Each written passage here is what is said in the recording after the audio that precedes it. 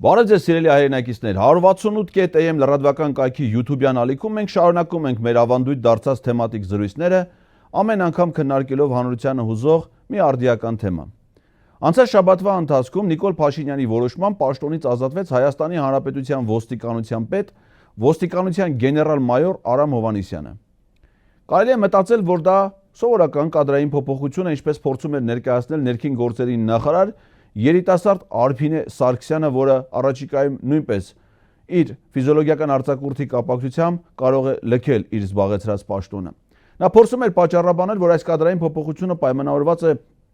ոստիկանությունում տեղի ունեցող բարեփոխումների հանգամանքով։ Սակայն պետք է նկատել, որ մենք հասարակ պաշտոնի հետ գործ չունենք։ Ոստիկանության պետը ի պաշտոնե հանդիսանում է Հայաստանի Հանրապետության ազգային անվտանգության խորհրդի անդամ։ Հետևաբար ազգային անվտանգության խորհրդի ցանկացած անդամի փոփոխություն, այսինքն պաշտոնյայի, որը կայացնում է մեր պետության ժողովրդի համար կարևորագույն որոշումներ, պետք է ունենա պատշաճ հիմնավորվածություն եւ բացատրություններ։ Իսկ առհասարակ բերեք նայենք, թե ինչ վերաբերմունք ունի Նիկոլ Փաշինյանը այն մարդկանց նկատմամբ, որոնց երբեմն իր առաջարկով է շնորհվում գեներալական կոչումներ եւ հետագայում ինչ ճակատագրի են արժանանում այդ մարդիկ Նիկոլ Փաշինյանի պաշտոնավարման շրջանում։ Իմ իրականացրած վերլուծություններն ու ուսումնասիրությունները ցույց են տալի, թե ինչ առհամարական վերաբերմունք ունի Նիկոլ Փաշինյանը մասնագիտական ծառայությունների մեջ իրենց երկարամյա ծառայությունը անցած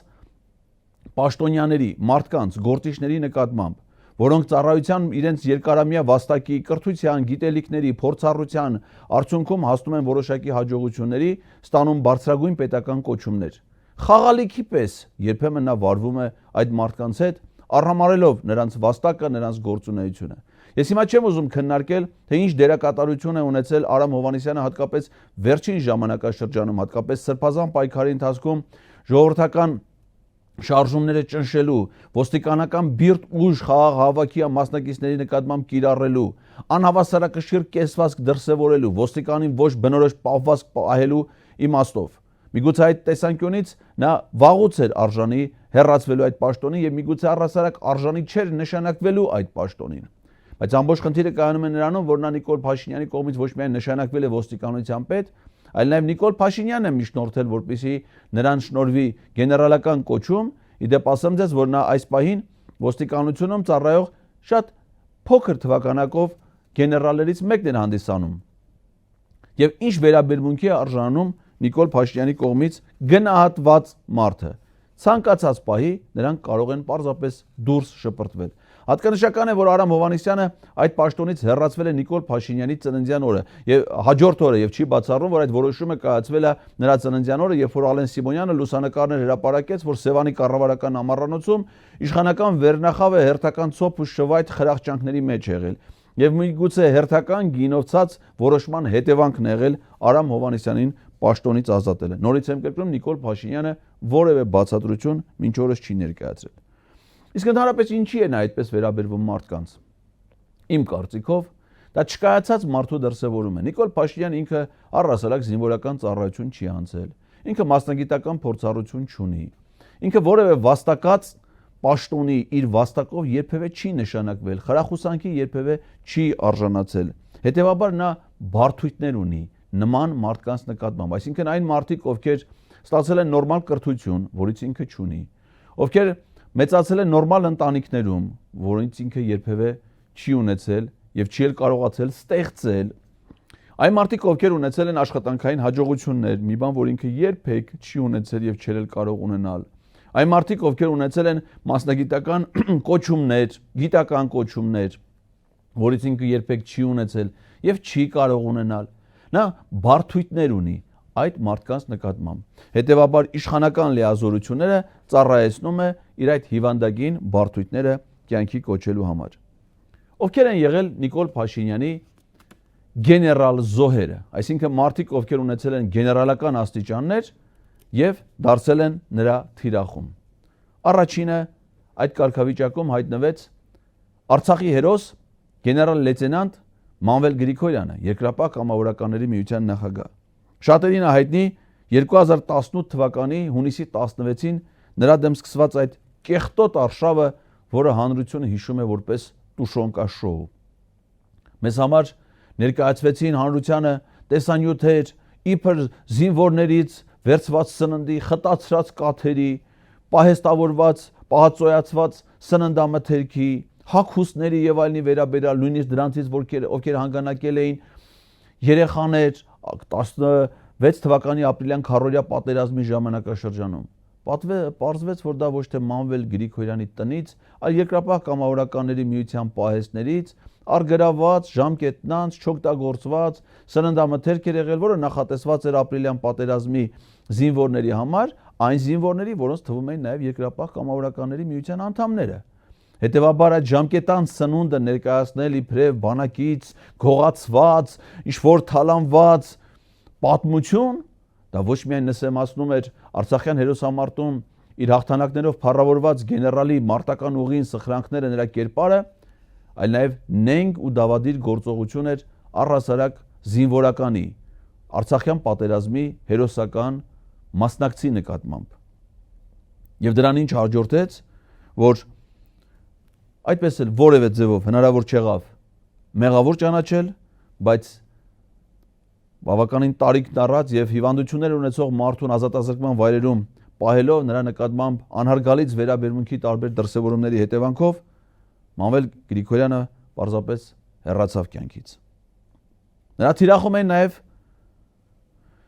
Արցախի պաշտպանության բանակի նախկին հրամանատար, Հայաստանի պաշտպանության նախկին նախարար գեներալ գնդապետ, Արցախի հերոս Վարդան Մամիկոնյան,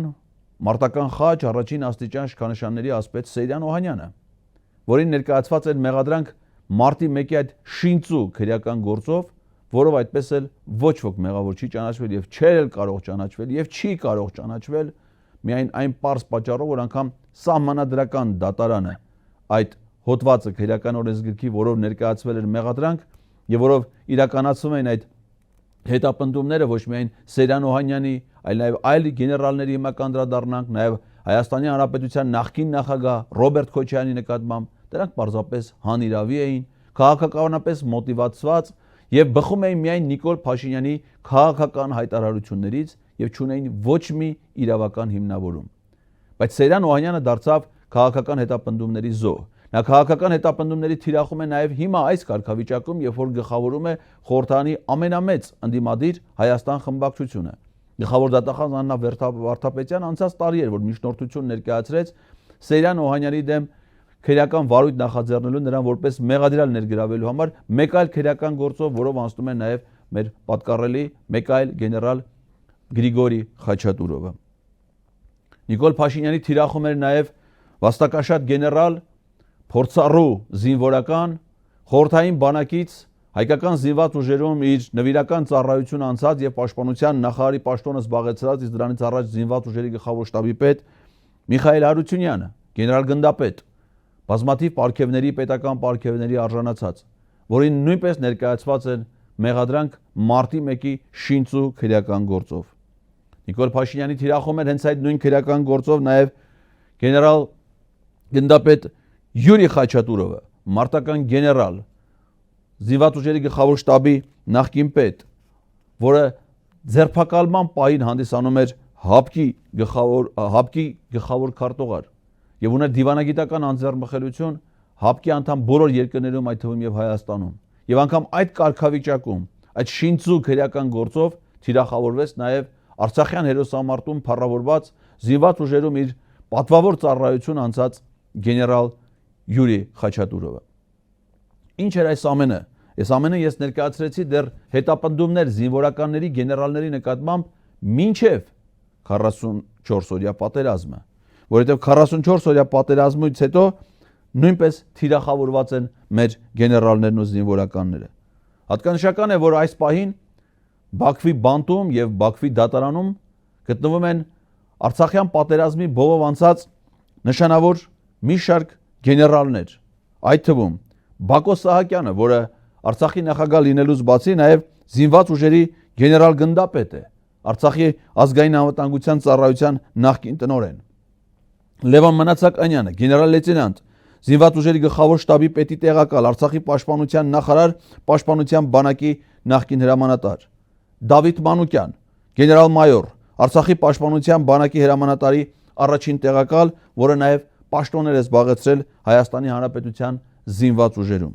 Այս մարդիկ հայկական բանակի գեներալներ այժմ գտնվում են ապօրինի գերության մեջ եւ ոչ ոք Հայաստանի իշխանություններից ոչ միայն չի զբաղվում նրանց վերադարձի հարցերով, այլ անգամ այդ վերադարձի հարցերով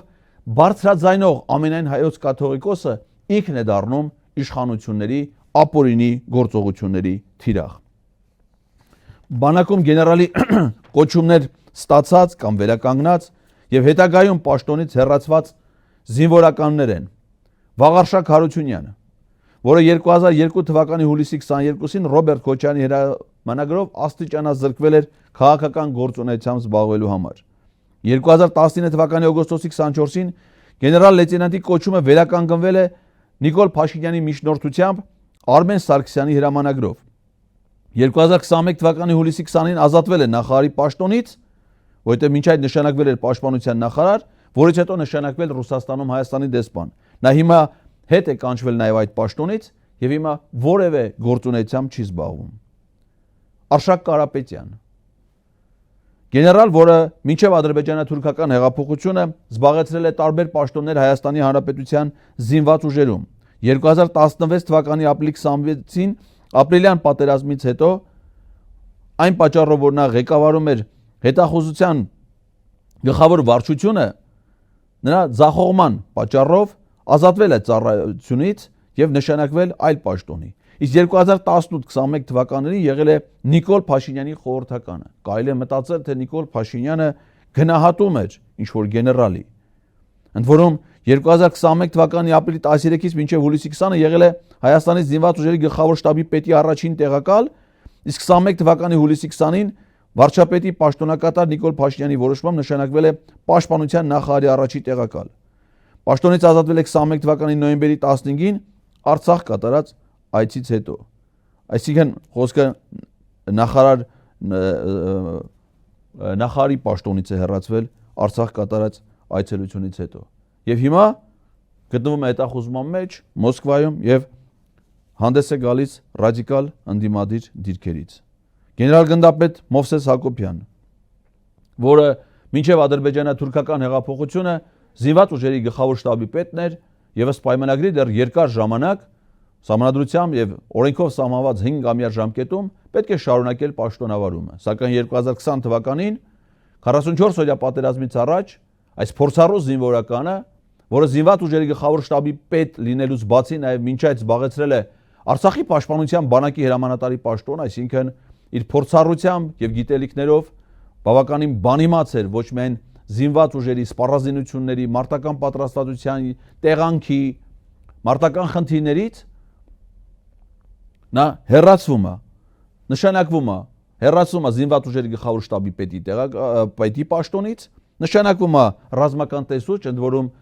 այդ ժամանակ խոսում էր նաև, որ այս նշանակման նրան զինված ուժերից չհեռացնելու գործոնը նաև սուբյեկտիվ է, պայմանավորված այն հանգամանքով, որ նա անվտանգության խորհրդի քարտուղար Արմեն Գրիգորյանի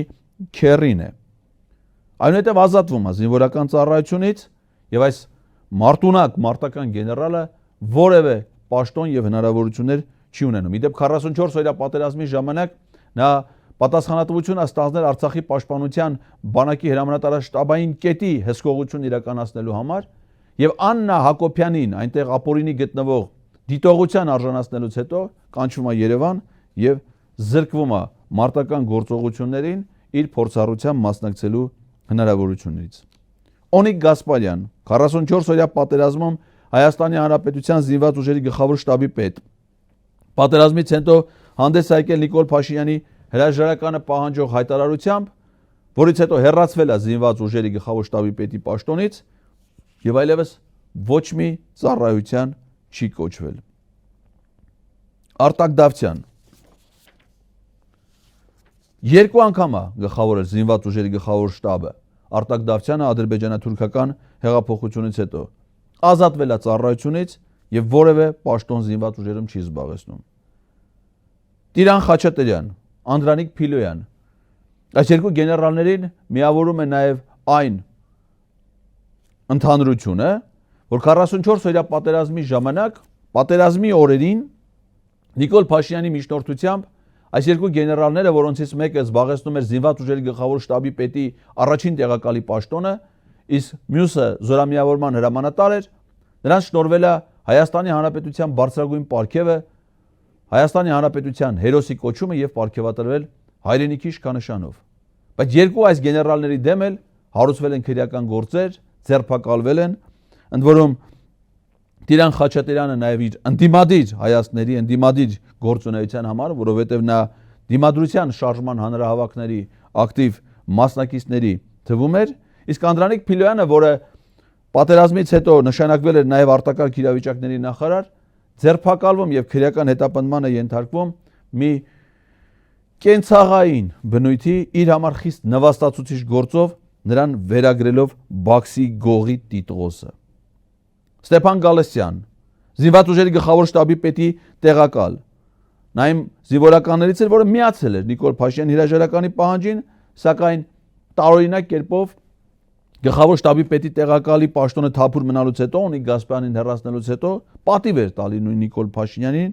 եւ ընդունում պաշտպանության նախարարությունում։ Նա նույնպես ձերբակալվել էր, այնուհետև կալանավորվել, երկար ժամանակ գտնվում էր կալանավայրում։ Եվ հիմա էլ դեռ քրեական վարույթը չի կարճվել, չի հանգուցալուծվել դատարանով եւ նա հեռացվել է զինվորական ծառայությունից, իսկ նրա պաշտոնը երկար ժամանակ դեռ թափուր է եղել։ Անդրանիկ Մակարյան, զինված ուժերի գլխավոր շտաբի պետի տեղակալ, 4-րդ բանակային կորպուսի նախկին հրամանատար, նորից անցնում է քրեական գործով, ազատվել է զբաղեցրած պաշտոնից, քրեական գործը չունի վերջնական հանգուցալուծում։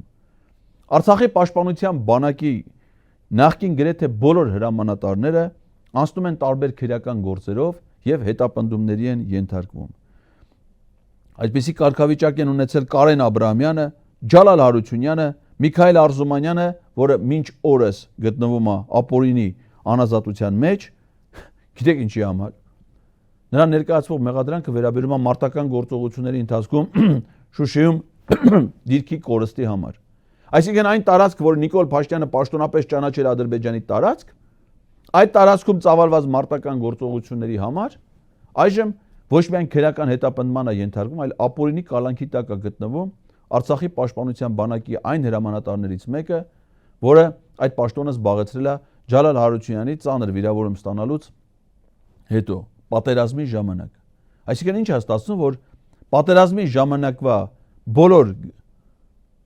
պաշտպանության բանակի հրամանատարները կամ դրանից առաջ գտնվում են կամ Հայաստանի կամ Ադրբեջանի բանտերում։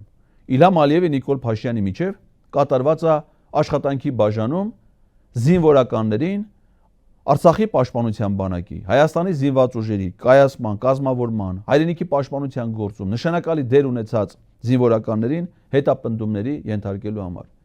Իրեպ ինչն է հետաքրքիր, որ Բակո Սահակյանը եւ Լևոն Մնացականյանը նրանք այն պաշտոնյաներ են, որոնք պաշտոնավարում են 2018 թվականի դրությամբ, այսինքն այն պահին, երբ Նիկոլ Փաշինյանը ընտրվեց Հայաստանի վարչապետ եւ մայիսի 9-ին առաջին այցելությունը կատարեց Արցախ, նրան այնտեղ դիմավորել Արցախի նախագահ Բակո Սահակյանը, իսկ հետո պաշտպանության բանակ կատարած այցի ժամանակ նրան դիմավորել է եւ մարտական իրավիճակի վերաբերյալ զեկույցան ներկայացել պաշտպանության բանակի հրամանատար պաշտպանության նախարար Լևոն Մնացականյանը։ Այդ երկուսն էլ այսօր գտնվում են Բաքվի բանտում։ Հետապնդումների ենթարկում նաև այլ զինվորականներ։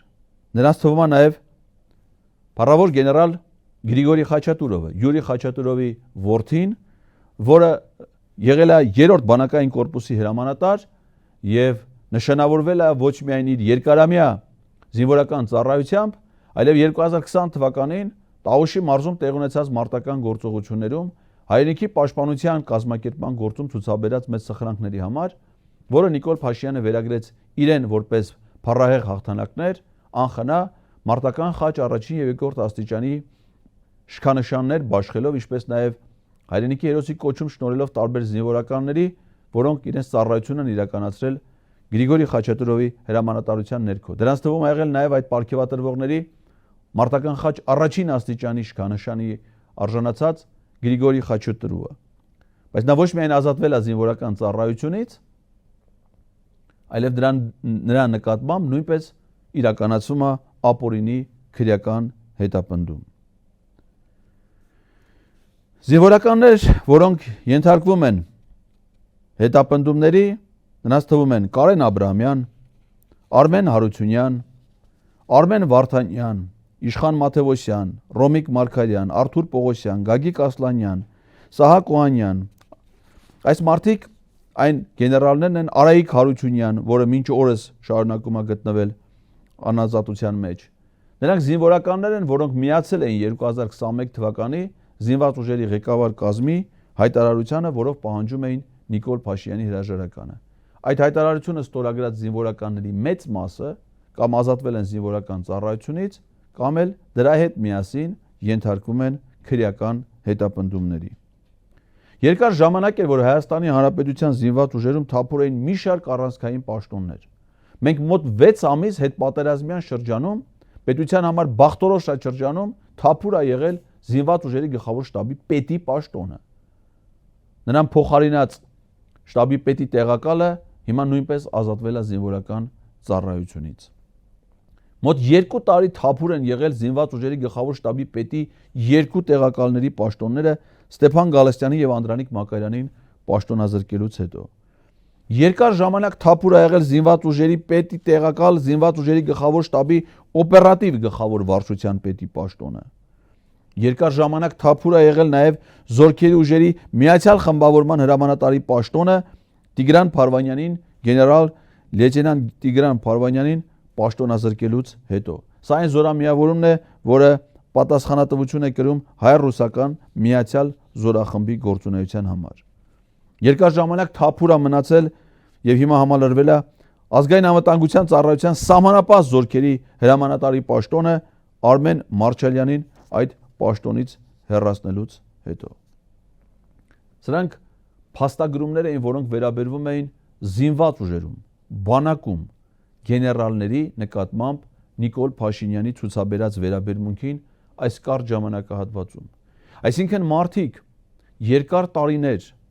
անցնելով զինվորական ծառայության տարբեր ինստանցիաներով,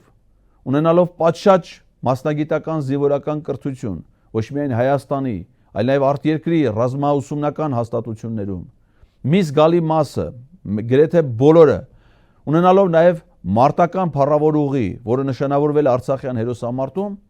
զբաղեցնելով, այսինքն ձեռք բերելով ունակություններ, գիտելիքներ, փորձություն, հմտություններ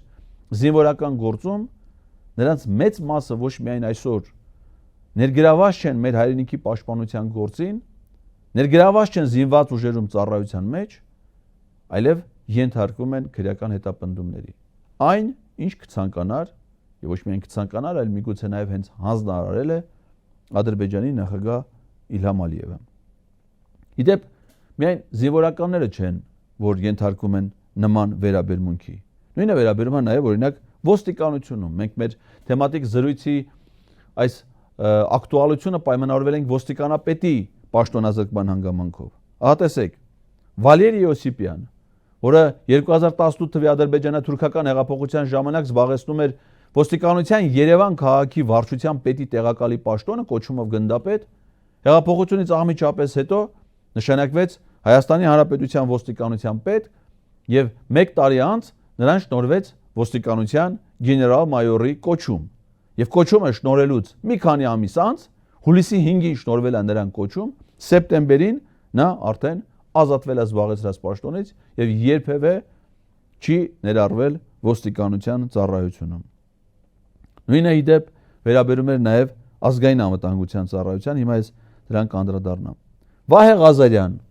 ոստիկանության նախկին պետ, այնուհետև դարձավ ներքին գործերի նախարար, որը նաև չնայած այն հանգամանքին, որ մինչև ադրբեջանա-թուրքական հեղափոխությունը երկարամյա ծառայություն էր ունեցել ոստիկանությունում, զբաղեցնելով տարբեր պաշտոններ եւ հասնելով մինչև գնդապետի, ոստիկանության գնդապետի կոչման, նաև անձնական հարաբերություններ էր ունեցել Նիկոլ Փաշինյանի հետ եւ կատարել նրա ապօրինի հրամանները այս ընդդիմության դեմ պայքարի գործողություններում, հանրահավաքները ճնշելու հարցերում, բազմաթիվ ապօրինություններ, այսինքն ներքին գործերի նախարարն էր Արամ Հովհաննիսյանը ոստիկանության պետ, երբ որ նա ոստիկանության պետ էր, Արամ Հովհաննիսյանը նրա տեղակալ եւ իր նույնիսկ ընկերոջը, որովհետեւ խոսում էր, որ ոչ թե խոսում, այլ իրականությունում այդպես է, որ նրանք զուգահեռ դասաներում են սովորել Իջևանի թիվ 1 միջնակարգ դպրոցում Եվ Վահե Ղազարյանն այդպիսի ծառայություններ մատուցած, ապօրինություններ գործած մեկը Նիկոլ Փաշինյանի համար, որը նաև ակտիվ ներգրաված էր 2024 թվականին Տաուշից իրենց հայրենի Վահե Ղազարյանի համար հայրենի Տաուշի մարզից գյուղեր եւ նրանց շրջակա տարածքներ Ադրբեջանին հանձնելու գործում պաշտոնից ազատվել է նույնիսկ ոչ միայն առանց հանրությանը բացատրություններ տալու, այլ անգամ առանց Վահե Ղազարյանի հետ զրույցի, ընդամենը հեռախոսի միջոցով WhatsApp հաղորդագրություն ուղարկելով, պահանջելով նրա հրաժարականը։ Նման արհամարհական վերաբերմունք Հայաստանում երբևէ որևէ պաշտոնյա, որևէ ղեկավարի կողմից չի արժանացել։ Այսինքն, եթե որևէ մեկին պաշտոնից ազատում են, նույնիսկ կանչում, շնորհակալություն են հայտնում, հանդիսավորությամբ են նրան հրաժեշտ տալի, այն մարդկանց, ովքեր երկարամյա ծառայություն։ Սա մարդկանց հետ, նույնիսկ նրանց, ովքեր իրենց վերաբերում են, կատարում նրա բոլոր հանձնարարությունները, այդ թվում ապօրինություններ գործում նրա պահանջով, վերաբերում են խաղալիքի պես, ասենք, այս թղթի նման, հիմա ես ոնց կարող եմ պատռել այս թուղթը եւ դեն նետել։ Այդպես նա վարվում է ոչ միայն մարդկանց հետ ընդհանրապես, այլև իրենց մասնագիտության մեջ որոշակի ձեռքբերումներ, հաջողություններ ունեցած մարդկանց եւ նաեւ իրեն անձնապես իրեն, ոչ թե պետության, այլ իր իշխանության, իր հանցավոր ռեժիմին ապօրինի ծառայություններ մատուցած մարդկանց։ Սա ինչի համար եմ ես ընդգծում, որովհետեւ հիմա էլ կան մարդիկ, ովքեր շարունակում են ծառայել ոչ թե պետությանը, այլ Նիկոլ Փաշինյանին, եւ նրանք պետք է այս ամենից, այս փաստագրումներից, այս թեմատիկ զրույցից իրենց համար հետևություններ անեն, թե հասկանալու համար, թե ում պետք է ծառայեն, Հայաստանի Հանրապետությանը եւ նրա փառավոր ժողովրդին, թե այդ ժողովրդին դեմ դուրս եկած ադրբեջանա-թուրքական մի փոքրիկ հերոսակախմբին եւ դրա հանցավոր պարագլխին։ Ոստիկանությունում Նիկոլ Փաշինյանի պաշտոնավարման շրջանում գեներալի կոչում է ստացել նաև Երևան քաղաքի վարչության նախկին պետ Սևան Քոչարյանը, որը նույնպես ազատվել է ոստիկանությունում ծառայությունից։ Այս պահին ոստիկանությունում շատ քիչ թվով մարդիկ կարծեմ արդեն Արամ Հովհաննիսյանի հեռացնելուց հետո այնտեղ միացել է միայն ներքին զորքերի հրամանատարը, որը ունի գեներալական կոչում, այսինքն ոստիկանությունում ղեկավարում են այլևս ոչ գեներալներ, այլ առավելագույնը գնդապետի կոչում ունեցող սպաներ։ Գրեթե նույնական է վերաբերմունքը ազգային անվտանգության ծառայության նկատմամբ։ Ադրբեջանա-թուրքական հեղափոխությունից հետո ազգային անվտանգության ծառայության տնօրեն նշանակվեց մինչ այդ ԱԱԾ Երևան քաղաքի վարչության պետի տեղակալ գնդապետ Արթուր Վանեցյանը։ Մեկ տարի անց նույն օրը, որ գեներալական կոչում ստացավ ոստիկանության պետ Վալերի Օսիպյանը, նույն օրը գեներալական կոչում ստացավ նաև Արթուր Վանեցյանը։ Հուլիսի 5-ին գեներալ դարձած ԱԱԾ տնօրենը սեպտեմբերին արդեն ազատվեց իր ծառայությունից։ Գեներալական կոչում եւ հավելյալ կոչում ստացել նաև ԱԱԾ ներկայիս տնօրեն Արմեն Աբազյանը։ Վերջին անգամ 2021 թվականի հուլիսի 5-ին։ Գրիգորի Հայրապետովը, որը մինչ այդ ծառայում էր ազգային անվտանգության ծառայության պետական պահպանության ծառայությունում եւ հանդիսանում էր Նիկոլ Փաշինյանի թիկնազորի պետը, նույն օրը Արթուր Վանեցյանի եւ Վալերի Օսիպյանի հետ ստացել է գեներալական կոչում եւ լուսահոգի գեներալը ազատվել է իր ծառայությունից, նրանց ծառայությունից ազատվելուց 1 ամիս անց։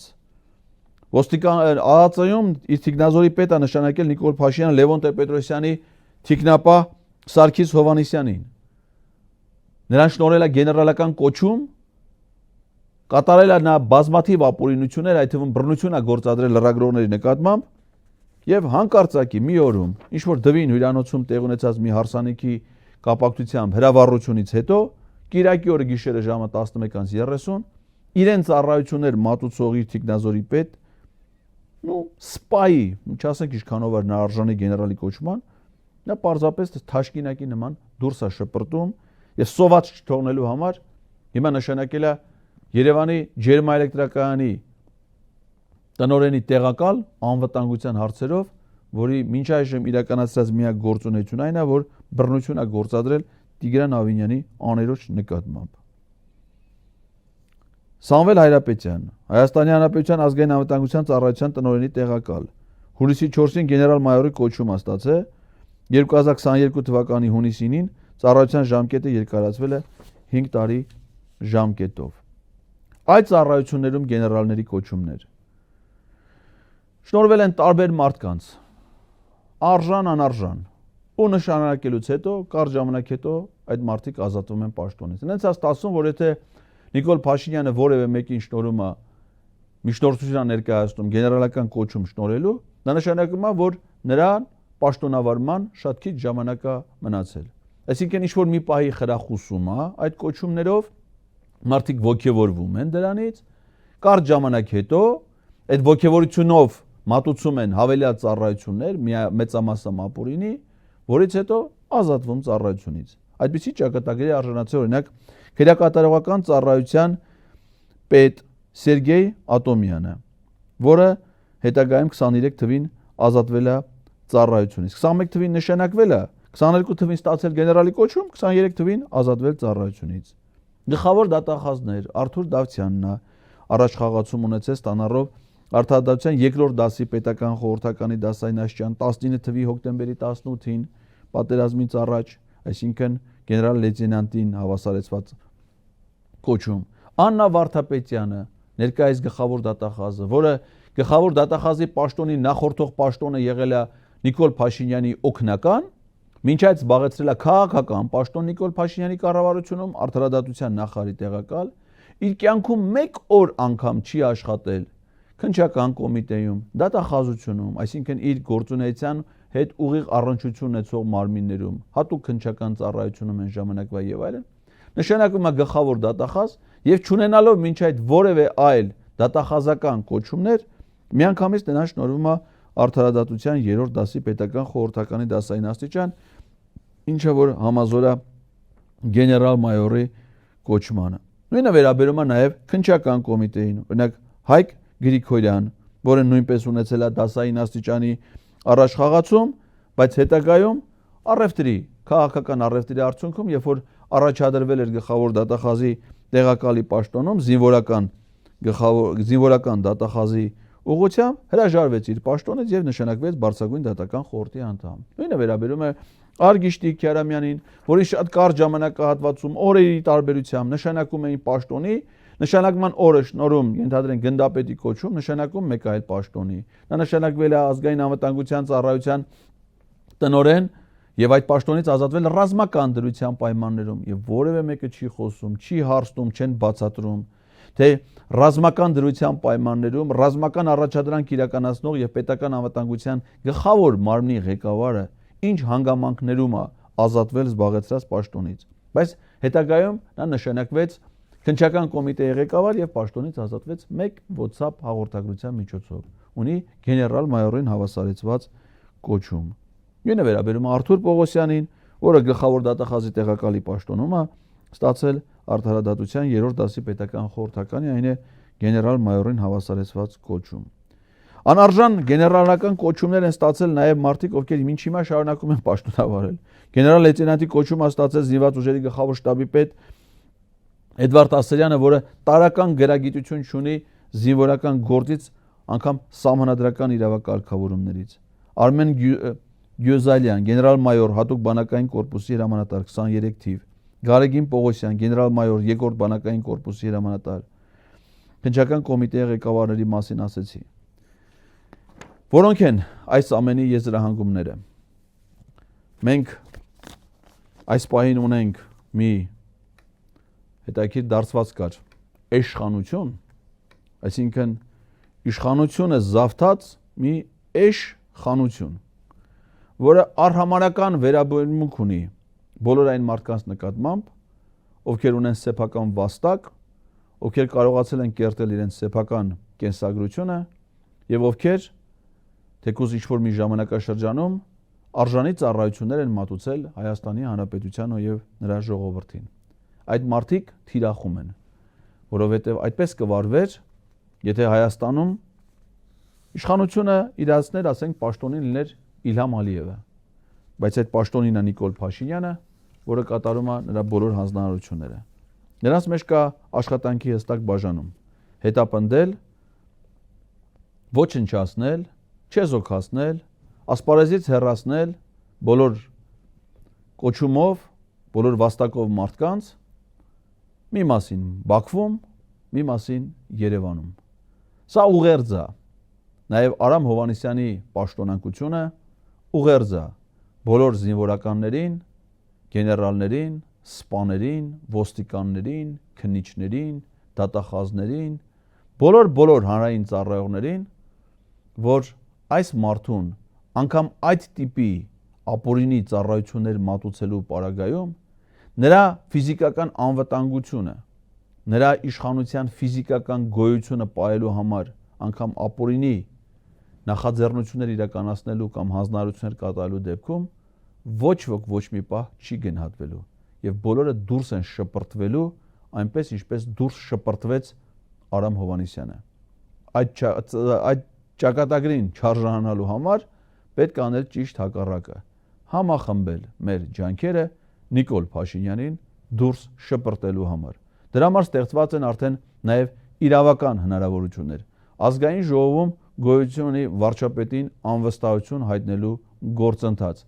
Այդ գործընթացներից մեկը վերջերս մեկնարկած շաբաթ օրով մեկնարկած գործընթացը, որի հեղինակը պատիվ ունեմ խմբակցության падգամավորներ են, հույս է ներշնչում, որ մեր միասնական ջանքերով մենք կարող ենք դուրս շպրտել Նիկոլ Փաշինյանին մեր հանրային կյանքից, որպեսզի ինքը դուրս չշպրտի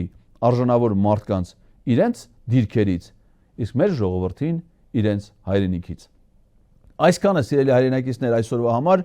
բաժանորդագրվեք 168-ի YouTube-յան ալիքին, հավանեք եւ տարածեք այս տեսանյութը, թողեք ձեր մեկնաբանությունները եւ սպասեք մեզ հաջորդ երկուշաբթի 168-ի եթերում։ Շնորհակալություն ուշադրության համար։